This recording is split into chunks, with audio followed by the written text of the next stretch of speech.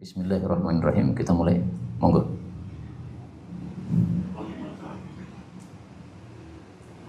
Hadis 207 An-Mudrif ini Abdillah an Abi annahu intaha ila Nabi sallallahu alaihi wasallam wa yaqulu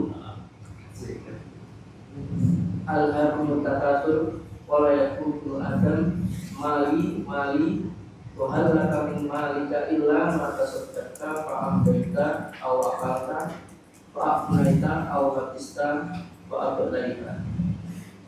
207 dari Munif bin Abdullah dari bapaknya bahwasanya dia sampai kepada Nabi SAW, sedangkan beliau bersabda berbanyak-banyak harta telah melalaikan kalian.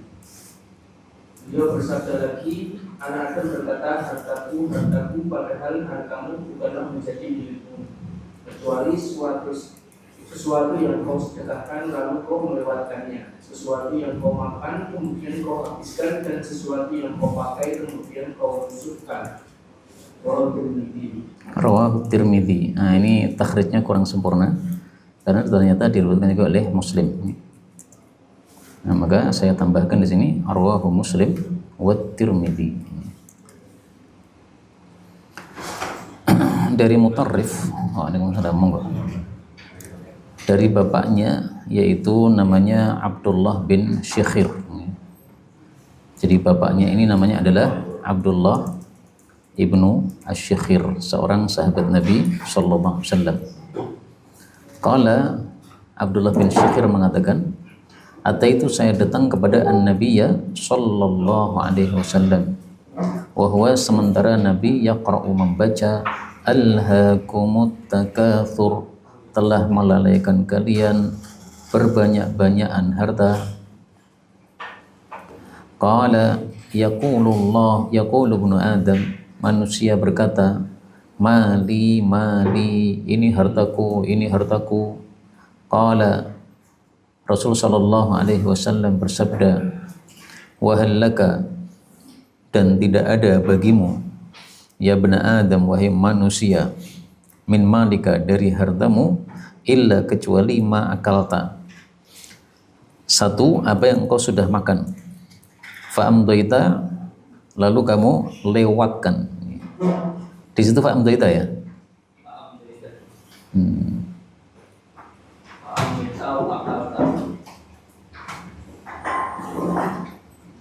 Sementara kalau di riwayat yang kita lihat, ini semuanya adalah akalta fa'afnaita. Ini Muslim akalta fa'afnaita, Tirmidzi akalta fa'afnaita, Tirmidzi 2 kali akalta fa'afnaita, Nasai juga akalta fa'afnaita.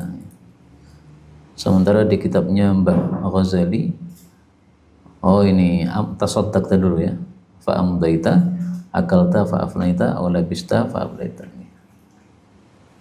Baik, ini yang dinukil oleh Mbah Ghazali adalah yang riwayat Al-Imam At-Tirmidzi, yaitu sedekah dulu. Illa mas tasaddaqta, kecuali apa yang engkau sedekahkan, fa'amdaita, lalu sudah engkau lewatkan, sudah selesai sedekahnya. Au akalta, atau engkau sudah makan, fa'afnaita, lalu engkau habiskan. Au labista, atau labista engkau pakai, fa'ablaita, lalu engkau rusakkan atau engkau usangkan. Nah, adapun riwayatnya Imam Muslim, ini urutannya berbeda sedikit nih, tapi isinya sama dan perawinya juga sama, yaitu Mutarrif dari bapaknya Abdullah bin Asy-Syekhir. Sehingga saya katakan tadi dari sisi penyebutan takhrijnya ini kurang sempurna ya, karena Imam Muslim ini lebih berhak untuk disebut daripada Al-Imam At-Tirmidzi, karena tidak semua hadisnya Tirmidzi sahih, sementara hadisnya Muslim semuanya sahih. Jadi hadis ini menunjukkan bahwasanya harta manusia itu sebenarnya cuma 3 ini, Pak. 1 yang sudah kita sedekahkan, itu menjadi harta kita. Karena apa yang kita sedekahkan itu tersimpan di hadapan Allah Subhanahu wa taala. Adapun kalau kita menumpuk-numpuk harta, kemudian kita mati, itu hakikatnya bukan harta kita, itu harta ahli waris kita. Buktinya begitu kita mati, mereka bagi-bagi untuk mereka, berarti bukan harta kita. Tapi yang kita sedekahkan, ini menjadi harta kita karena diterima oleh Allah Subhanahu wa taala dengan tangan kanannya, kemudian Allah merawatnya. Tentang Allah merawat sedekah apa yang kita lakukan, ini disebutkan dalam hadis yang lain. Nabi Shallallahu Alaihi Wasallam mengatakan, fuluwahu, innallaha, sesungguhnya Allah, la yurabbi, sungguh merawat, di ahadikum, untuk salah satu kalian, apa yang dirawat, at-tamrata, kurma, itu yang kita sedekahkan. Kama, sebagaimana yurabbi, merawat, ahadukum, salah satu kalian, faluwahu, anak kudanya, au qala fasilahu, kalau fasil itu anak kuda yang sudah disapih, hatta takuna, sehingga satu kurma tadi menjadi mithla Uhudin, seperti gunung Uhud. Nah, sehingga saya sering mengatakan bahwa sedekah yang kita keluarkan tuh nggak lari kemana-mana, tapi hanya pindah ke kantongan kita di akhirat. Kita kan punya kantongan di dunia, ya. Berangkas kita di dunia itu ya harta kita, ya. Tapi nanti kalau kita sedekahkan, nah itu pindah ke berangkas kita yang ada di akhirat. Nah, maka nggak pergi kemana-mana sebenarnya. Itu hanya disimpankan di hadapan Allah Subhanahu wa Ta'ala. Di sini sedekah tentu saja yang dimaksud adalah harta, karena di sini disebutkan mal, ya, harta. Jadi bukan sedekah-sedekah yang bersifat semua perbuatan baik, bukan. Kemudian yang kedua, harta kita adalah au akalta, yang sudah kita makan, fa'afnaita, lalu kita habiskan. Nah, itu harta kita, karena sudah menjadi jatah kita, sudah kita makan, sudah kita habiskan. Kemudian yang ketiga, aulabista, atau yang kau pakai, fa'ablaita, lalu engkau rusakkan atau engkau usangkan. Nah, maka itulah harta kita, karena buktinya kita sendiri yang pakai. Tapi baju yang masih bagus, ya bukan harta kita, karena ketika kita mati, baju itu dimiliki oleh ahli waris kita, berarti bukan harta kita. Nah, maka kalau seseorang itu membanggakan hartanya, hartanya hakikatnya cuma 3 ini. Maka Nabi SAW bicara tentang hakikat. Kalau tidak bicara tentang hakikat, ya semua yang ada di hadapan kita harta kita. Laptop ini ya harta saya, karena saya yang memiliki. Tapi kalau pakai versi hakikat, bukan harta saya laptop ini, karena ketika saya mati, siapa yang memakai laptop ini? Istri saya atau anak saya? Nah, berarti harta mereka, bukan harta saya. Kemudian dari hadis ini kita ambil beberapa faedah. Faedah yang pertama, Mutarrif, masih ingat Pak, tokoh apa ini? Dialah ulama tabi'in yang pertama kali memakai metode hisab untuk masuk ke dalam bulan Ramadan. Hanya bedanya, beliau itu hanya menerapkan untuk diri sendiri, tidak untuk fatwa. Sehingga ketika Mutarrif ini melakukan hal tersebut, itu dikomentari oleh ulama di masa dia, namanya adalah Ibnu Sirin. Beliau mengatakan, seandainya Mutarrif ini meninggalkan pendapatnya adalah lebih bagus. Karena seluruh umat Islam waktu itu sepakat untuk masuk Ramadan pakai ru'yat, tidak pakai hisab. Nah, kok kamu malah nyeleneh, ya, pakai hisab. Ya. Tapi itu masih mending karena dia menggunakannya untuk dirinya sendiri, tidak untuk fatwa. Tapi lambat laun akhirnya apa? Kemudian pendapat itu menjadi terkenal, akhirnya kemudian sekarang umat Islam terpecah jadi 2. Nah, seandainya ya tidak ada Mutarrif ini, insya Allah umat Islam masih bersatu dengan memakai ru'yat, sehingga tidak perlu bingung-bingung atau beda pendapat dalam bab masuk Ramadan dan menyembelih kurban Idul Adha. Tapi itulah takdir dari Allah Subhanahu wa Ta'ala. Nggak ada masalah, yang penting masing-masing kita melakukan sesuai dengan apa yang diyakini. Toh kita nanti tanggung jawab. Tabi'i, ya. Kalau bapaknya Abdullah bin Syakhir ini sahabi. Makanya Mutarrif ini pendapatnya dianggap lemah dari 2 sisi. Sisi pertama, dia menyelisih ijma' sahabat. Seluruh sahabat nggak ada yang pakai hisab, berarti sudah apa? Ijma'. Terus kesalahan kedua, dia menyelisihi mayoritas tabi'in. Karena dari semua tabi'in, misalnya ada 100 orang, cuma dia sendiri yang memakai hisab. Nah, maka mulai muncul perbedaan pendapat di masa tabi'in. Dan itu sudah salah menyelisih ijma' sahabat tersebut, karena sudah dijamin Nabi SAW bahwa kesepakatan umat Islam itu tidak mungkin salah. La yajma'u ummati ala dhalalatin. Sesungguhnya Allah Subhanahu wa Ta'ala tidak akan mengumpulkan umatku di atas kesesatan. Kok enggak nemu hadisnya ini? Ini lafalnya mungkin berbeda nih. Faedah berikutnya, waalaikumsalam.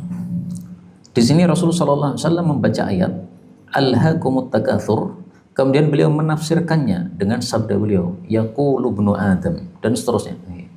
Jadi yang dimaksud takatsur itu bagaimana? Membanggakan hartanya. Ya, dia mengatakan mali, ya, ini mobil milik saya, mali, ini rumah milik saya, mali, ini tanah milik saya. Nah, kata Nabi, bukan milikmu sebenarnya, ya. Karena toh nanti kamu mati diwarisi oleh ahli warismu, berarti harta ahli warismu. Baik, kita lanjutkan berikutnya. Monggo silahkan dibaca lagi. 208. 208 Abdullah bin Ubaid radhiyallahu anhu annahu sami'a Rasulullah sallallahu alaihi wasallam yaqulu tu'bariman bidiyal Islam wa kana 'aisuhu kafafan wa qanina. 208 dari Abdullah bin Ubaid radhiyallahu anhu bahwasanya dia mendengar Rasulullah sallallahu alaihi wasallam bersabda, sungguh bahagia orang yang diberi petunjuk kepada Islam dan hidupnya merasa cukup dan mengalah rela dengan pemberian Allah. Hadis riwayat Ahmad. Ahmad dan Ahmad saja. Ahmad saja. Tapi kayaknya tadi disebutkan, oh yang di sini di tahrijnya. Nah, nggak tahu kok di sini kok Ahmad itu kenapa? Padahal di tahrijnya di sini ada Tirmidzi ini. Ya ini maksudnya Ahmad dan Tirmidzi gitu tentunya. Tapi kalau ta ini jelas Imam Ahmad, kaf ini adalah Hakim, hak mim ini adalah Imam Ahmad. Nah, yang lebih berhak disebut Tirmidzi karena Tirmidzi ini adalah lebih populer daripada yang Imam Ahmad ya, dari sisi periwayatan hadis. Dari Fadlah bin Ubaid radhiyallahu anhu bahwasanya dia mendengar Rasulullah sallallahu alaihi wasallam bersabda, "Tuba bahagia liman hudiya bagi orang yang diberi petunjuk ilal islami kepada Islam. Wa kana dan adalah aishuhu kehidupannya itu kafafan pas-pasan." Di situ diartikan apa? Cukup. Sebenarnya cukup dengan pas-pasan itu beda ya. Kalau pas-pasan itu maksudnya sisanya nggak ada, kurangnya juga nggak ada. Jadi pas, itu disebut kafaf. Kalau cukup itu tidak harus pas-pasan. Orang kaya juga cukup, gitu. Tapi tidak pas-pasan, karena masih ada sisanya. Nah kalau cukup itu kifayah, kalau pas-pasan kafafan. Bedanya kalau yang pas-pasan itu fa-nya 2, fafan. Tapi kalau yang cukup itu fa-nya 1. Nah, sehingga terjemah itu saya nggak cocok. Aisyuhu kafafan, hidupnya pas-pasan. Wa qana'ah dan dia qana'ah. Qana'ah dengan pas-pasan tadi. Kalau cukup qana'ah, mesti aja cukup qana'ah apa? Ini apa betul? Seharusnya cukup. Seharusnya pas-pasan terjemahnya, bukan cukup. Kalau cukup itu bahasa Arabnya kifayah, kifayah. Tapi di sini kafafan. Nah, maka kata-kata ini merasa cukup, nah, ini kurang tepat. Demikian juga yang sebelumnya tadi juga kurang tepat terjemahnya. Padahal hartamu bukanlah menjadi milikmu kecuali sesuatu yang kau sedekahkan lalu kau lewatkan, sesuatu yang kau makan kemudian kau habiskan, dan sesuatu yang kau pakai kemudian kau lusuhkan.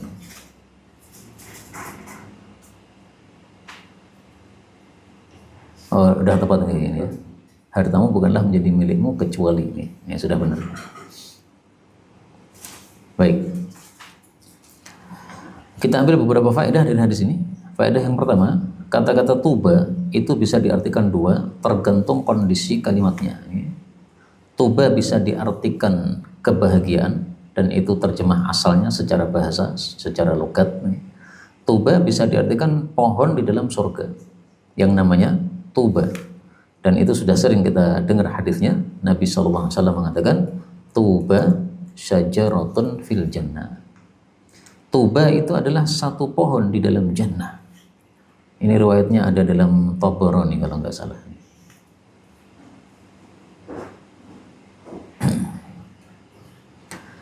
Tuba itu adalah satu pohon dalam jannah yang perjalanan 100 tahun.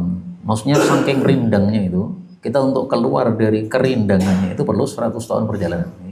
Sehingga masih di bawah naungannya terus. Apa? 100 tahun dunia. Karena Nabi bicaranya di dunia. Thiyabu ahlil jannah, pakaiannya ahli jannah itu keluar dari kelopak-kelopaknya pohon tadi. Hadits riwayat Ahmad, derajatnya hasan. Ini pohon tuba. Dan kenapa disebut pohon tuba, pohon bahagia? Karena siapa yang ketemu pohon ini pasti bahagia, karena dalam surga. Nah, di sini boleh diartikan tuba bahagia, dan boleh juga diartikan tuba pohon tadi, alias orang yang melakukan ini ya mendapatkan Islam, kemudian kehidupannya pas-pasan dan dia qanaah, ya pasti dia akan ketemu dengan pohon tuba, masuk surga. Faedah berikutnya, di sini Nabi mengatakan hudiya ilal Islam, diberi hidayah kepada Islam. Jadi hidayah itu bukan milik kita, Pak, tapi Allah yang memiliki. Sehingga diungkapkan dengan kata-kata diberi, berarti dia yang ngasih. Itu Allah Subhanahu wa taala. Nabi Muhammad saja pengen memberi hidayah kepada pamannya tidak berhasil, gitu. Sebagaimana sabda kalam Allah Subhanahu wa taala dalam Al-Qur'an, innaka la tahdi man ahbabta. Kamu wahai Muhammad tidak bisa ngasih hidayah kepada orang yang kamu cintai. Surat Al-Qasas ayat 56. Dan ini sepakat ahli tafsir mengatakan yang dimaksud di sini adalah Abu Thalib. Abu Thalib kamu cintai, kamu pengen dia dapat hidayah, kamu nggak bisa. Meskipun dalam ayat lain Allah mengatakan wa innaka latahdi ila siratal mustaqim. Sungguh wahai Muhammad, kamu itu memberi hidayah kepada jalan yang lurus. Surat Asy-Syura ayat 52. Tapi ini nggak bertentangan.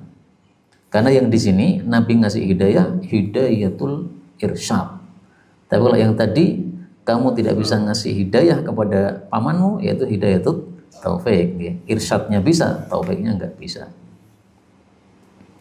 Maka kita bersyukur kepada Allah, kita dikasih hidayah oleh Allah kepada Islam. Dan supaya hidayah ini dijaga oleh Allah sampai kita mati, maka marilah kita mensyukuri dengan mengamalkan ajaran Islam ini. Kemudian supaya kita mendapatkan kebahagiaan di akhirat, nah itu adalah wa kana 'aishuhu kafafan wa qana'. Apapun Allah berikan kepada kita, meskipun pas-pasan alias tidak ada sisanya, marilah kita qanaah. Dan sebenarnya kalau dipikir-pikir, manusia itu beban hidupnya itu sebenarnya murah sekali. Kan perut kita kan cuma segini, Pak. Nah ini diisi berapa? Ya biasanya 3 piring. Mau 5 piring malah sakit. 10 piring malah sakit. Nah, malah banyak sakit. Sehingga sebenarnya ya beban hidup kita sangat murah. Kalau mau sederhana, murah.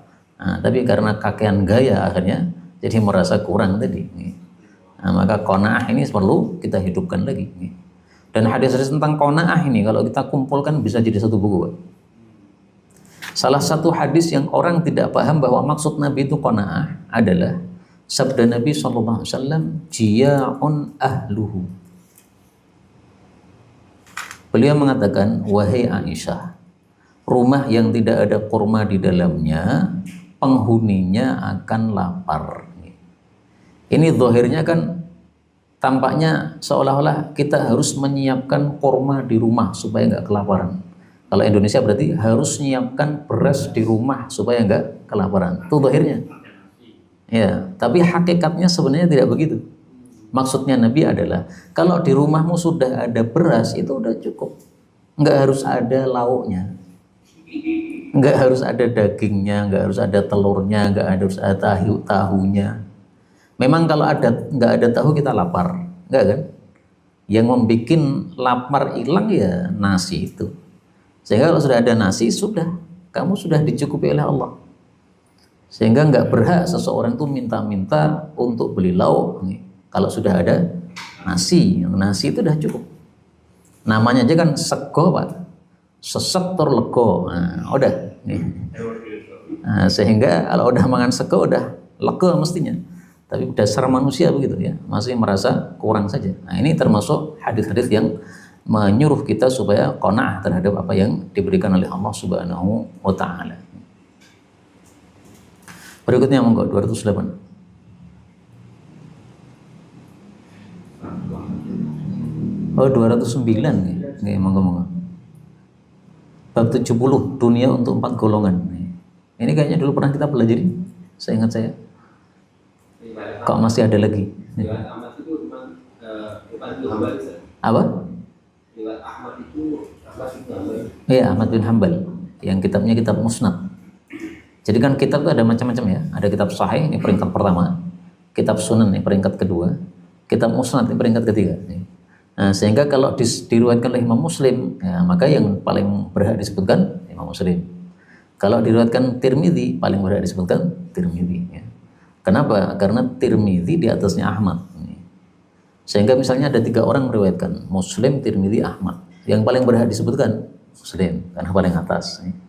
Pokoknya penulis Sahih itu paling berhak disebutkan.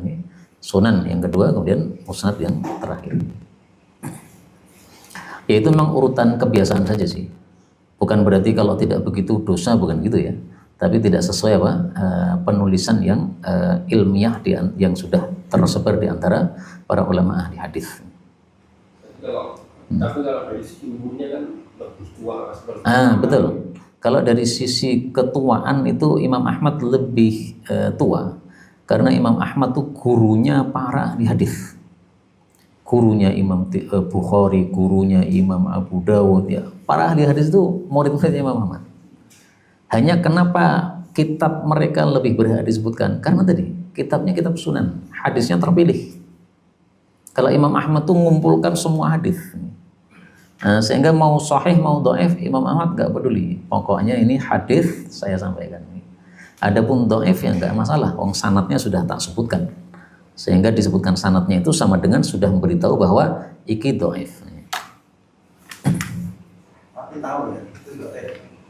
Kalau zaman dulu tahu Pak. Nah, zaman sekarang ini yang susah. Disebutkan sanadnya kita nggak paham. Sing dhaif sing ndi nggak paham. Makanya ada istilah di antara para ulama mengatakan man asnada faqad ahala. Barang siapa yang sudah menyebutkan sanad itu sama dengan dia itu sudah memindahkan ke sanad tadi. Artinya ketika menyebutkan hadis ada sanadnya dhaif, dia itu sama dengan sudah menyebutkan iki dhaif loh ya, sanadnya kayak gini. Zaman dulu nggak disebutkan dhaifnya di sini karena sudah pada paham. Nah, sekarang kita nggak akan paham tanpa diberitahu sing dhaif bagian sini. Ya karena memang lama-lama ya ilmu hadis ini semakin padam ya, tidak banyak yang ahli atau pakar di dalamnya. Baik, silakan dibaca. 209 Anak Abi Bakar Al-Ansari radhiyallahu anhu annahu sami'a Rasulullah sallallahu alaihi wasallam yaqulu salah satu tuqsimu alaihina wa ukhaddukum hadisan faqadu qala ma naqasal ma'al abdin min sadaqatin wa la dhulima abdin man tamatun fasabara alaiha illa zadahu wa azza wala fataha abdun baba mas'alatin illa fatahallahu alaihi baba faqrin aw kalimatan nahwaha wa wahdikum hadisan faqaduhu qala innamat dunya al-arba'ah Dia arba'ah abdun razaqahullahu malan wa ilman fa huwa yattaqi fihi rabbahu wa yusalli fihi wa yasilu fihi rahimahu wa ya'lamu billahi fihi haqqan fa hadha bi afdalil manazil wa abdun razaqahullahu ilman wa lam yarzuqhu malan fa huwa sadiqun niyah yaqulu law anna malan la'amiltu bi amal fulanin fa huwa niyatuhu fa ajruhu ma sawa wa abdun razaqallahu malan wa lam yarzuqhu ilman fa huwa yakhbitu fi malihi bi ghairi ilmin la yattaqi fihi rabbahu wa la yasilu fihi rahimahu wa la ya'lam billahi fihi haqqan fa hadha bi ahdatsil manazil wa abdun lam yarzuqhu Allahu malan wa la ilman fa huwa yaqulu law anna lil malan la'amiltu fihi bi amal fulanin fa huwa bi niyatihi fa wisruhuma sawa. fa wisruhuma sawa Rawahu Tirmidzi Enggak mau baca ini. Iya, nggak apa-apa. Coba terjemahnya. 209 dari Abu Kabasyah Al-Anbi. Kabasyah mestinya kabsyah. Al-Annamari. Dari Abu Kabasyah Al-Anmari radhiyallahu anhu bahwasanya dia mendengar Rasulullah sallallahu alaihi wasallam bersabda, 3 hal yang aku bersumpah atas hal-hal itu dan aku menceritakan suatu cerita maka hafalkanlah. Beliau bersabda, tidaklah Al-Quran kita seorang hamba dengan sedekah. Tiada orang yang dizalimi dengan suatu kezaliman lalu bersabar kecuali Allah akan menambah kegagahan atau kewibawaannya. Dan tidaklah seorang hamba membuka satu pintu permasalahan kecuali Allah membuka pintu kefakiran atau kalimat semisalnya. Nah, ini permasalahan ini kurang tepat ya. Mestinya baba mas'alatin pintu meminta-minta. Nah, jadi permasalahan mestinya diarti minta-minta. Berikutnya. Dan aku menceritakan kepada kalian suatu cerita maka hafalkan dan jagalah. Beliau bersabda selanjutnya, dunia ini hanyalah untuk 4 macam. 1. Seorang hamba yang Allah memberinya ilmu dan harta, lalu dia menjaga ketakwaan kepadanya, menyambung tali persaudaraan dan mengetahui hak Allah padanya. Maka inilah macam yang paling utama. 2. Seorang hamba yang Allah memberinya ilmu tetapi tidak memberinya harta, sedangkan dia seorang yang benar dalam berniat. Dia berkata, kalau Allah aku memiliki harta, sungguh aku akan berbuat sebagaimana amal soleh si fulan. Begitulah niatnya, maka pahala untuk kedua macam ini sama. Yang ketiga, hamba yang Allah memberinya harta tetapi tidak memberinya ilmu, maka dia jatuh dalam hartanya tanpa perhitungan. Jatuh ya. Nah, yakhbitu ini lebih tepatnya itu adalah amburadul di dalam mengelola harta. Jadi khobat itu berbuat sesuatu sing sakar PDW khobat. Tapi diartikan jatuh sih enggak masalah. Yang penting maksudnya paham. Tidak menjaga ketakwaan kepada Allah dan tidak menyambung tali persaudaraan dan tidak mengetahui hak Allah padanya. Maka inilah macam yang paling buruk. Yang keempat, hamba yang Allah tidak memberinya harta dan ilmu, maka dia berkata, kalau aku memiliki harta, aku akan berbuat buruk sebagaimana perbuatan si fulan. Demikianlah niatnya, maka dosa bagi 2 orang macam ini sama. Iya. Kayaknya pernah kita baca dulu lagi. Belum. Oh, iya. Dari Abu Kabsyah Al-Anmari, dia mendengar Rasul Shallallahu Alaihi Wasallam bersabda, ada 3 perkara yang saya sumpah atas ketiga perkara tadi. Maksudnya apa? Maksudnya ini pasti benarnya. Karena sumpah itu tidak boleh diucapkan kecuali sesuatu yang diyakini kebenaran. Kalau kita masih ragu-ragu apakah benar atau tidak, jangan sumpah, Pak. Demi Allah, dia tidak mencuri. Kalau panjenengan tidak tahu, jangan ngomong begitu. Setahu saya, dia tidak mencuri. Tapi kalau panjenengan yakin betul, nah maka silahkan bersumpah. Maka yang dimaksud sumpah di sini, Nabi memastikan kebenarannya tidak akan salah. Kemudian beliau ingin menyampaikan satu hadis dan beliau menyuruh untuk menghafalkan. Maka dari sini diambil pelajaran bahwa ilmu itu hukum asalnya adalah dihafalkan. Ditulis itu perantaraan untuk menghafal, Pak. Makanya dulu-dulu kan para sahabat tidak nulis karena mereka mengandalkan hafalan. Ada yang nulis tapi tidak banyak. Lebih banyak yang mengandalkan hafalan. Dan ini kalau kita kumpulkan beberapa dalil tentang menghafalkan ilmu, ada banyak. Misalnya Nabi Shallallahu Alaihi Wasallam ketika mengajari kepada Hasan bin Ali, maka Hasan bin Ali cucunya itu ditanya oleh seseorang, apa yang kamu hafalkan dari kakekmu Nabi Muhammad SAW? Maka dia mengatakan, hafidtu, saya hafal min Rasulillahi, dari Nabi SAW. Nah, ini saya tulis hafidtu min Rasulillah, ini kita temu 13 hadis, Pak. Syaddad bin Aus, sahabat Nabi, mengatakan, saya hafal dari Nabi. Nah, berarti dia menghafalkan. Abu Hurairah mengatakan, saya hafal dari Nabi 2 wadah. Adapun 1 wadah sudah saya sebarluaskan. Tapi 1 wadah lagi, kalau saya sebarluaskan, saya dibunuh. Yaitu hadis-hadis tentang kekacauan yang terjadi di antara umat Islam.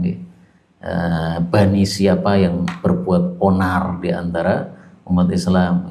Nah, kalau disebutkan secara tegas, maka pasti mereka nggak terima. Nggak terima Abu Hurairah dianggap memalsukan hadis, dibunuh. Nah, sehingga yang satu ini oleh Abu Hurairah disimpan, nggak disebarkan, supaya dia aman dari dibunuh.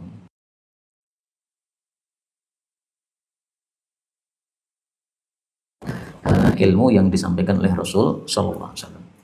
Adapun 3 perkara itu yang dimaksudkan oleh Nabi adalah yang pertama, bahwa harta itu tidak berkurang dengan sebab sodakoh. Ini juga bicara hakikat, Pak.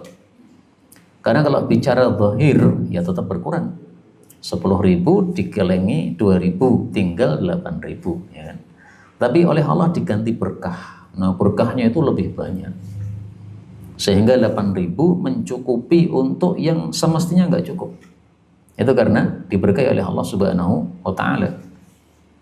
Sehingga ini maksudnya tidak berkurang itu adalah hakikatnya yang tidak berkurang, atau berkahnya tidak berkurang. Kalau zahir fisik tetap berkurang. Dan Nabi tidak bicara masalah fisik.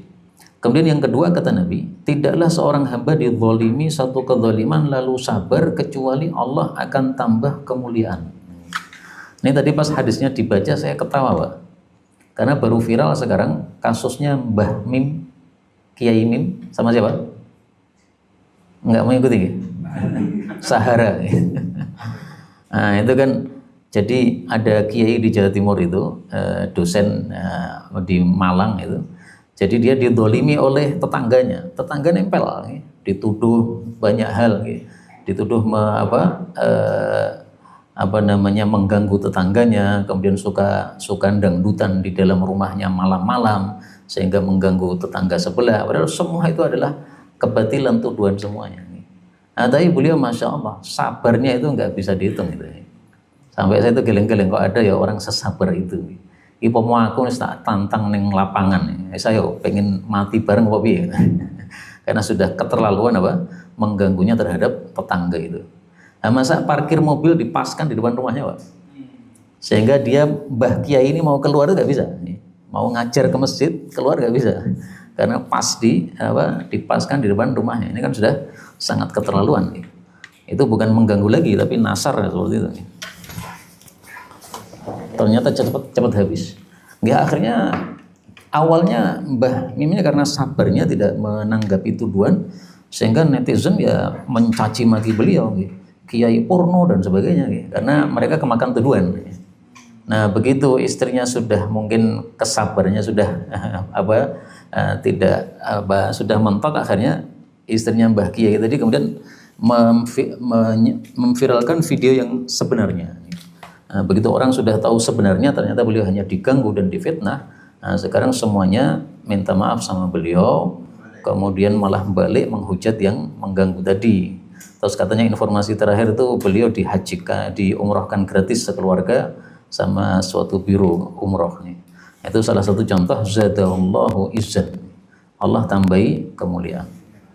Awalnya dizalimi, tapi sabar maka dikasih mulia oleh Allah Subhanahu wa Ta'ala. Dicoba dulu. Tapi ya ternyata beliau sabarnya ya masuk akal loh. Guru tasawuf nih. Guru tasawuf rasa sabar ya berarti ora praktek. Ilmu tasawuf itu kan ilmu menata hati. Tapi saya herannya dari dua sisi. Kok ya ada orang sesabar itu yang pertama. Kok ya ada orang sing terlalu ganggu tetangga segitunya gitu loh. Ngepaskan parkir di depan rumah itu kan nggak masuk akal. Sengaja gitu. Nasar udah. Masuk rumah tanpa izin. Kemudian Mbah Kiai lagi cuci baju di video. Kan nggak sopan banget ya. Kemudian dikatakan kiainya porno karena pakai celana pendek. Namanya cuci baju dan celana pendek biasa tadi di dalam rumahnya sendiri. Pokoknya bukan tetangga yang semestinya itu. Setan nah, mungkin iblis ya, tidak hanya setan saja. Kemudian di sini yang ketiga adalah tidaklah seorang itu membuka pintu minta-minta kecuali Allah malah menambahkan kefakiran kepadanya. Nah, fakir di sini bukan fakir harta ya, tapi fakir hati. Dia minta-minta semakin akan butuh terus, padahal sebenarnya cukup. karena beban hidup tadi cuma 3 piring, merasa kurang terus. Maka fakirnya di sininya, Pak, di antara kedua matanya ini. Melihat apapun dia merasa butuh. Nah, kalau kasusnya Mbah Mim tadi itu, yang saya paham wallahu alam, itu inti sebenarnya mungkin karena iri. Tonggoku kok mobilnya anyar, tonggoku kok isong ini, tonggoku kok jadi hatinya gregetan gitu loh, Pak.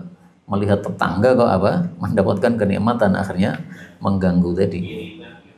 Berarti Mbak Amin itu cukup Sangat cukup, dosen kan kemudian kalau istilahnya PNS kan banyak lah hanya Pak gajinya gitu. Dan kiai ya, terkenal. Tapi kemudian beliau mengatakan, saya akan menyampaikan kepada kalian satu hadis, tolong dihafalkan. Bahwasanya tiada lain dunia ini milik salah satu dari 4 ini. Yang pertama, seorang hamba yang Allah kasih 2, kasih harta dan kasih ilmu. Berarti ilmunya banyak, ulama, hartanya banyak, kaya. Dan ini contohnya juga banyak loh, Pak. Imam Abu Hanifah itu hartanya juga melimpah ruah. Kemudian Imam Ibnu Mubarak hartanya melimpah ruah. Imam Malik tidak, karena Imam Malik fokusnya di ngajar hadis. Kemudian Imam Laits bin Sa'ad hartanya banyak. Yang paling menakjubkan itu 2 orang menurut saya, yaitu Imam Laits dan Ibnu Mubarak. Imam Laits menakjubkannya, setiap hari dia buat 4 majelis. Pada subuh gitu ya. Nah, pertama majelis tafsir. Yang ilmu tafsir sudah selesai, bubar. Kemudian majelis hadis. Yang ilmu hadis sudah selesai, bubar. Kemudian majelis fikih atau fatwa. Oh, 5 majelis berarti ya. Majelis fikih. Majelis fikih selesai, bubar. Terus majelis fatwa, yang pengen tanya apa sapun dijawab oleh beliau. Nah, ini yang jarang, majelis kelima. Majelis siapa yang butuh duit, moro. Pak Yai, saya butuh untuk apa? Ini mau model bisnisnya. Butuh piro. Saya mau nikah lagi yang kedua, nggak ada maharnya. Oh ya, butuh piro, kasih. Ini tuh sekarang nggak ada loh Pak, majelis kayak gitu. Itu temannya Imam Malik. 200-an atau berapa itu ya? 100-an, 150-an ya. Maksudnya langka. Jadi keunikan beliau setiap pagi itu membuat 5 majelis tadi ya. Jadi muridnya berlevel-level. Itu menggambarkan bahwa manusia itu dengan ilmu lebih banyak daripada makan dan minumnya. Iya. Karena memang sebenarnya kebutuhan kita ya tadi hanya sedikit saja. Maka dengan ilmu kita bisa berbuat banyak sebenarnya kalau kita memang. Kemudian yang kedua tadi ya, Ibnu Mubarak. Ibnu Mubarak itu kelebihannya menurut saya, anehnya itu ya. Beliau itu bisnisnya bukan untuk dirinya, untuk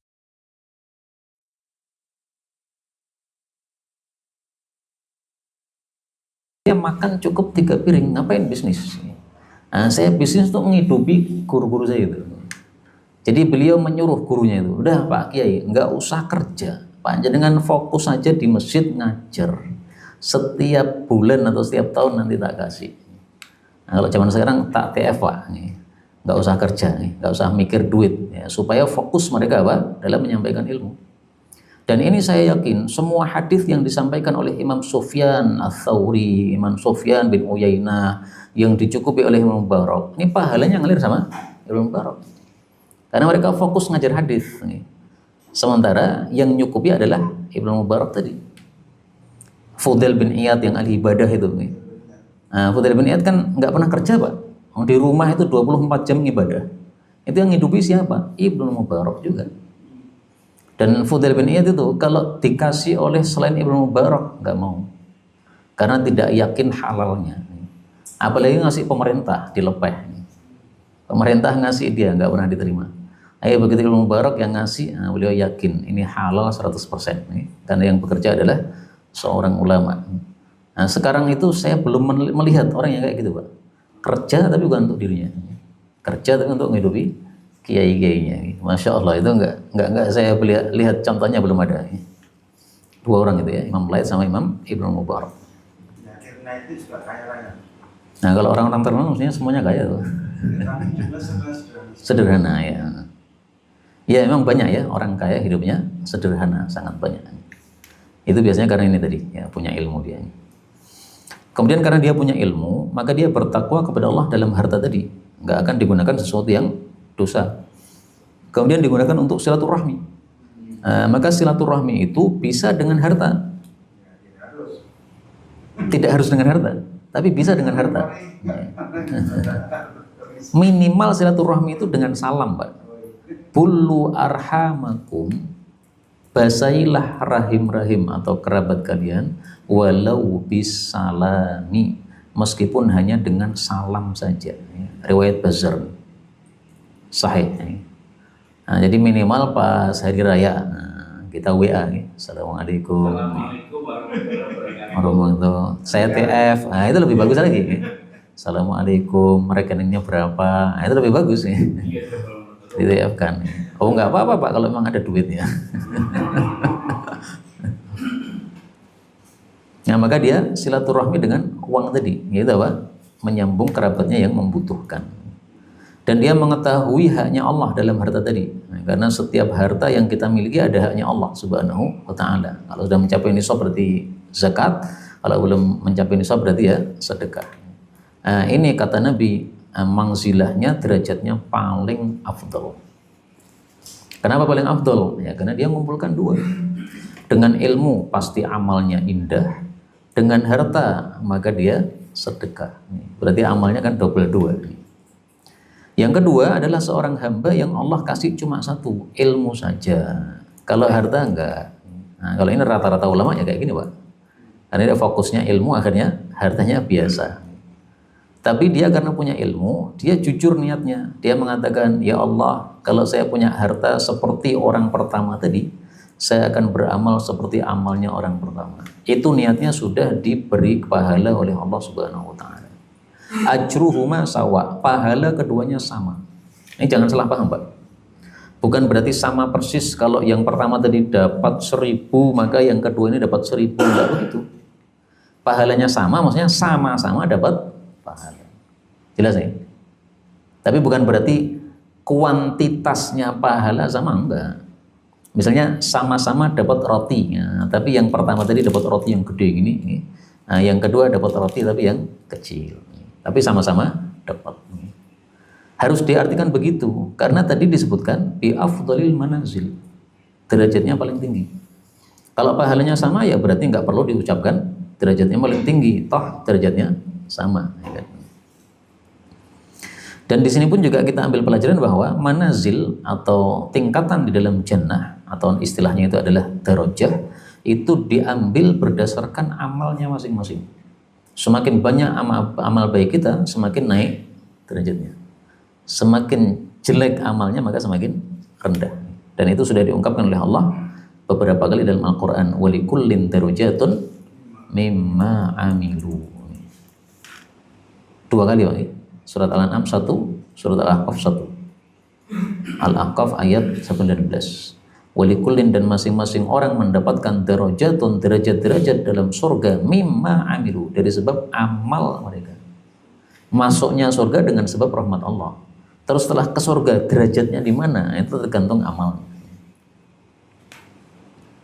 Kalau istilah hidup kita digantikan dengan amal, Hidup kita tergadai dengan amal, ya sama itu. Artinya amal kita itulah yang menyebabkan apa? Kita bisa selamat dari neraka, kemudian nanti derajatnya di surga sesuai dengan amal tadi. Kemudian yang ketiga adalah seorang hamba yang Allah kasih cuma satu, harta tok, nggak ada ilmunya. Nah, akhirnya apa? Yakhbit, ngawur. Dulu saya nerjemahkan yakhbit ini ngawur, Pak. Ya memang artinya begitu ya. Yakhbit itu berbuat semaunya tanpa aturan. Coba kita lihat di syarah ya. Yakhbit itu diartikan apa oleh syarah? Oh, tadi kan diartikan jatuh ya. Yaitu memudahkan aja terjemahnya. Ya. Nah ini yakhbit ini.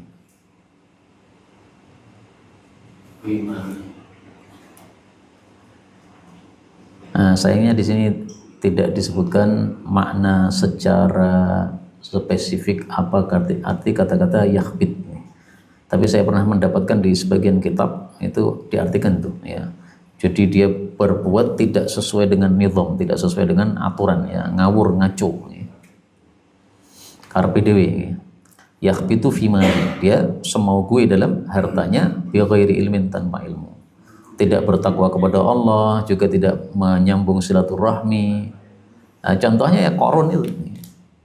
Qarun hartanya banyak sekali kan. Tapi setelah hartanya banyak, Masya Allah, malah jadi sombong bukan main. Bahkan menurut riwayat dia jadi murtad. Asalnya nyembah Allah, akhirnya murtad. Sehingga dibenamkan oleh bumi karena keterlaluannya tadi.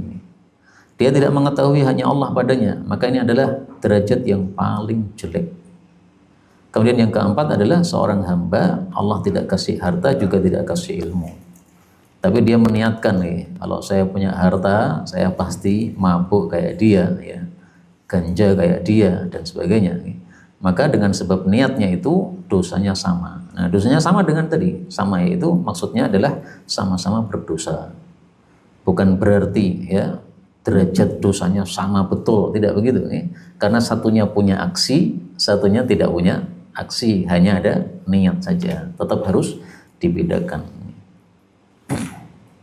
Jadi hadis-hadis yang tidak bisa dipahami zahirnya itu harus ditakwil, Pak.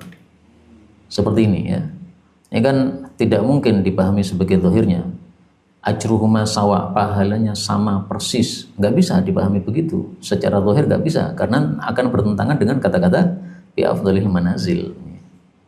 Nah, sehingga harus ditakwil. Dan banyak hadis seperti ini. Kalau dipahami secara zahir nanti akan nabrak dalil yang lain. Saya kasih contoh satu nih. Waalaikumsalam warahmatullahi wabarakatuh.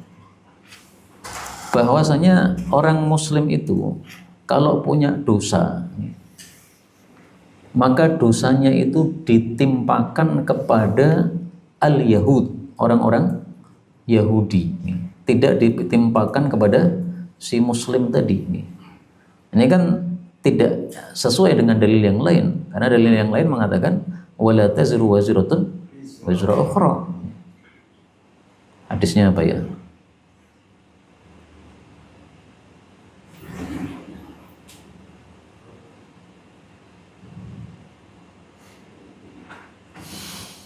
Kalau ditulis Yahudi saja ya banyak hadisnya ini.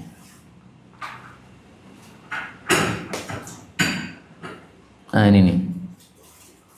Riwayat Muslim nih. Oh, ini kata kuncinya ini. Amsalil jibal. Yaji'u akan datang yaumal qiyamah, pada hari kiamat, nasun, beberapa manusia, minal muslimin, dari kalangan umat Islam, bidunubin, dengan dosa-dosa, amsalil jibal, semisal gunung. Dosanya gede-gede. Yaghfiruhallahu lahum, Allah mengampuni dosa itu untuk mereka. Wa yadauha, dan Allah meletakkan dosa sebesar gunung tadi alal Yahud, kepada Yahudi. Kan nggak masuk akal, Pak. Yang melakukan saya, yang mendapatkan dosanya Yahudi. Ini gimana? Ini bertentangan dengan ayat yang lain. Wala tazru waziratun wizra ukhra. Maka harus ditakwil. Nah, makanya para ulama mengatakan wa yadauha ay wa yadau mithlaha. Allah meletakkan dosa semisal dosa yang tadi diampuni tadi kepada Yahudi. Jadi bedanya kalau si muslim ini membawa dosa diampuni oleh Allah, si Yahudi ini membawa dosa tidak diampuni oleh Allah. Dosanya sama gedenya gitu. Jadi nah, ini salah satu contoh hadis harus ditakwil, karena kalau tidak ditakwil bertabrakan dengan dalil yang lain. Sementara kaidahnya tidak mungkin hadis sahih dengan hadis sahih tabrakan, nggak mungkin. Pasti harus kita kita kompromikan. Kalau tidak bisa mengkompromikan berarti kelemahan kita dalam memahami hadis tersebut. Kalau itu tadi ada minat muslimina dan ba'diyah, tidak semuanya. Ada syaratnya, kira-kira apa? Iya, nasun minal muslimin, manusia dari kalangan umat Islam. Nah, syaratnya apa? Ya terserah Allah Subhanahu wa taala. Sebagaimana dalam ayat wa yaghfiru ma duna dzalika liman yasha, bagi orang yang Allah kehendaki. Nah, Allah berkehendaknya untuk siapa? Kan nggak dijelaskan oleh Allah Subhanahu wa taala. Bisa jadi dia ini orang yang dosanya besar, banyak, tapi kelebihannya juga banyak, Pak. Dia main riba, misalnya. Riba kan dosa besar itu. Tapi tahajudnya mantap. Senin Kemisnya mantap. Kenapa? Kok bisa bersama-sama ya? Ya bisa aja. Berarti dia lemah dalam bab harta. Dalam bab tahajud bisa. Ada contohnya, Pak, ada. Contohnya di sahabat Nabi, bukan di di masa lalu.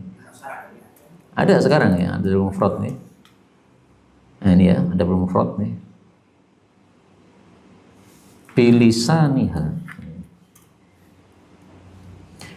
Dikatakan kepada Rasulullah, ya Rasulullah, sesungguhnya fulanah taqumul lail, ahli tahajud, tasumun nahar, ahli puasa, wa taf'al, ahli melakukan. Nah, ini berarti apa? Amalnya banyak. Wa tasaddaq, ahli sedekah. Yang disebutkan 3. Qiyamul lail, puasa, sedekah, dan lain-lain, wa taf'al dan lain-lain. Tapi sayangnya kelemahannya tu'dhi jiranaha bilisaniha, nyelekiti tetangganya dengan lidahnya. Kok bisa gitu? Ya itulah faktanya ada. Ini berarti qiyamul lailnya ini enggak sempurna, Pak. Qiyamul lailnya hanya zahir tok. Karena kalau batin itu tidak mungkin akan muncul kayak begini. Puasa juga begitu, puasanya hanya zahir saja. Senin Kamis mantap dia. Tetapi hatinya masih kotor aja, tidak dia bersihkan. Nah, jadi cuma puasa makan minum ya, tapi tidak puasa dosa ya. Akhirnya begini. Karena kalau salatnya betul itu sudah dijamin oleh Allah, innas salata tanha 'anil fahsya wal munkar. Assalamualaikum, assalamualaikum. Itu kan artinya semua orang di samping kanan saya sampai jauh itu semuanya selamat dari gangguan saya. Assalamualaikum. Habis salam kemudian malah nyuri sandal. Ini selamatnya di mana? Habis salam kemudian nyelekiti tetangga. Selamatnya di mana? Mengamis. Kalau itu bermasalahnya gimana? Ya bermasalahnya tadi, sholatnya nggak sempurna. Beneran gimana? Dari segi khusyuk atau Ya bisa khusyuknya, bisa juga ikhlasnya, gitu. Macam-macam. Gitu. Bisa juga wudhunya mungkin. Gitu. Karena ada orang kan asal-asalan gitu kan. Wudhu cuma asal basah. Yang menggugurkan kewajiban. Karena wudhu yang paling sempurna menurut para ahli fikih itu zahir batin. Zahirnya ya semua anggota tubuh kita basahi. Batinnya itu ketika membasuh itu sambil membayangkan ini saya lagi mencuci dosa-dosa. Membasuh wajah ini sambil mencuci dosa-dosa. Nah, itu wudhu batin, dihayati gitu. Kemudian ada lagi satu fulana dia sholat wajib. Artinya sholat sunnahnya enggak dikenal. Ya mungkin sholat sunnahnya jarang karena sibuk dengan cari harta misalnya, orang miskin. Tasaddaq bi athwarin, dia hanya sedekah sepotong-potong dari makanan-makanan yang sedikitnya. Athwar itu kit'ah minal akidnya, sepotong dari keju. Berarti dia orang miskin. Tapi la tu'di ahadan, enggak pernah nyelekiti kepada seorang pun. Maka kata Nabi SAW, hiya min ahli jannah. Kalau yang pertama tadi, hiya min ahli nar. Dia meskipun ahli tahajud tapi ahli neraka. Nah, bisa saja ya orang seperti ini Allah berkehendak kemudian dimaafkan, bisa saja ya. Punya kelebihan juga punya kekurangan. Nah, akhirnya kekurangannya oleh Allah, udahlah kamu saya maafkan saja. Mungkin juga loh, orang-orang Syiah itu mungkin juga bisa loh, Pak. Nasun minal muslimin bidunubin, orang-orang Syiah ya. Dosanya dosa apa ya? Dosa bid'ah. Amsalil jibal, besar loh bid'ahnya. Tapi mungkin dia ahli puasa, ahli tahajud, tidak pernah ganggu orang. Ada tahu orang ahli bid'ah yang mantap-mantap gitu. Ya, seperti Khomeini kalau dilihat biografinya ya kayaknya mantap sekali ibadahnya. Pas sakit aja sholatnya masih nekat pengen berdiri. Padahal sudah tua renta, sudah sakit-sakitan. Kalau saya mungkin pilih neng kursi wae, enak. Tapi beliau Masya Allah di videonya ada itu ya. Ini bukan untuk memuji-muji Khomeini, bukan ya. Tapi memberikan contoh bahwa ahli bid'ah itu meskipun bid'ahnya sangat jelek, tapi tetap saja ada orang-orang yang ahli bid'ah amalnya bagus. Sebaliknya ada ahli sunnah, seperti kita ahli sunnah, akidahnya sudah lurus, tapi amalnya lita-liti. Nah, sehingga punya kelebihan di satu sisi, tapi punya kekurangan di satu sisi. Iya. Baik, ini yang dapat kita pelajari ya, sudah beberapa hadis, berarti sudah sampai 209. Kemudian insya Allah besok hadis berikutnya yaitu hadis Di masyarakat itu tentang hutang. yang terbiasa itu hidup cukup, tidak hidup pas. Kalau tadi mengatakan pas, tidak baik. Pas-pasan. Ya, pas-pasan. Tapi di masyarakat cukup loh Pak, kan? Itu penjelasannya. Ulangi lagi. Belum jelas saya. Saya tadi cuma saja membedakan kata-kata kafafan dengan kata-kata kifayah. Karena terjemahnya tadi kafafan diartikan cukup, itu salah dari sisi terjemah. Kafaf itu adalah kosong-kosong atau pas-pasan. Jadi kalau orang Sayyidina Umar pernah mengatakan, saya itu pengen ketemu dengan Allah dalam kondisi kafafan. Kafafan artinya apa? 00. Dosa ya ora duwe, pahala ya ora duwe. Wis aku wis seneng. Karena kalau nanggung dosa apa? Enggak nyaman. Ini kata Sayyidina Sya'bi juga sama ya.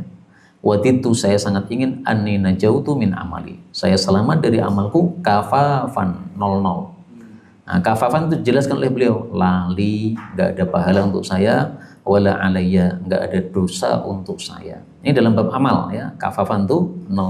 Beda dengan muktasib ya. Beda nih. Kalau yang tadi nafkah ya, kafafan itu maksudnya pas-pasan. Jadi lali, tidak ada sisa, wala alayya, tapi juga enggak kurang. Mau makan ada, tapi mau beli mobil enggak ada yang sisa Pak. Kalau orang bisa beli mobil, bisa beli laptop, bisa beli rumah, bisa beli motor, itu kan berarti apa? Ada yang sisa. Nah, tapi ini nggak ada sisanya. Itu namanya kafafan. Itu tadi saya cuma meluruskan terjemahannya. Di buku terjemahan dituliskan cukup. Nah, mestinya apa? Kafafan itu adalah pas-pasan. Itu saja tadi. Ya mungkin karena apa? Jarang mendengar kata-kata kafaf, seringnya kata-kata kifayah. Akhirnya dianggap mirip nih, padahal tidak sama. Kafafan tuh asalnya dari kafa. Kalau kifayah asalnya dari kafa. Benar toh? Yang satunya setelah fa ada alif menjadi kifayah. Yang satunya setelah fa ada tasdid. Kafa, kafafan. Kafa artinya cukup, kalau kafa artinya menahan. Nah, maka kafafan itu pas-pasan, menahan dia dari minta-minta karena sudah pas. Tapi juga menahan dia dari ngutang karena sudah pas. Nggak perlu minta karena pas, tapi juga nggak bisa beli yang macam-macam karena pas ya, menahan dia dari beli-beli dan menahan dia dari utang atau minta-minta. Ya, arti asalnya begitu. Nah, makanya pas-pasan disebut kafafan karena tadi menahan dari dua itu. Allahu a'lam bishawab. Bukan lagi ada istilah fakir hati. Iya. Yang dimaksud apa? Ada kosong petunjuk itu. Bukan. Yang dimaksud itu adalah hatinya tidak merasa cukup. Jadi dia sudah kenyang, tapi masih merasa perlu lagi. Dia sudah punya satu motor, masih pengen merasa punya dua motor. Gerangsang atau geragas atau apa mulai. Ada Pak orang punya lemari penuh dengan tas. Itu minta kepada suaminya, tolong buatkan lemari satu lagi. Pengen beli tas lagi. Saya nggak bisa bayangkan tasnya sepiro itu. Kok ya bisa gitu loh. Kalau mohon maaf, saya itu kata teman-teman kelambimu ke akehmen. Itu karena saya dikasih aja Pak. Bukan karena saya geragas kelambi beli terus, bukan. Akhirnya dikasih, masa nggak diterima. Ya, akhirnya jadi banyak. Bukan karena geragas, bukan. Nah, tapi kalau itu tadi geragas, beli-beli. Setiap ada merek baru beli lagi. Merek baru beli lagi. Untuk apa gitu? Setiap ada mobil baru muncul, nah, rasanya kudu tuku. Nah, itu namanya fakir hati kayak begitu. Allahu a'lam bishawab. Subhanakallah rabbana. Dakwah ini terus mengudara. Kajian gratis ini berjalan atas izin Allah dan dukungan tulus dari Anda. Bersama kita sebarkan kebaikan seluas-luasnya. Yuk jadi bagian dari tim kebaikan kami dengan mendukung operasional dakwah. Jazakumullahu khairan kasiran.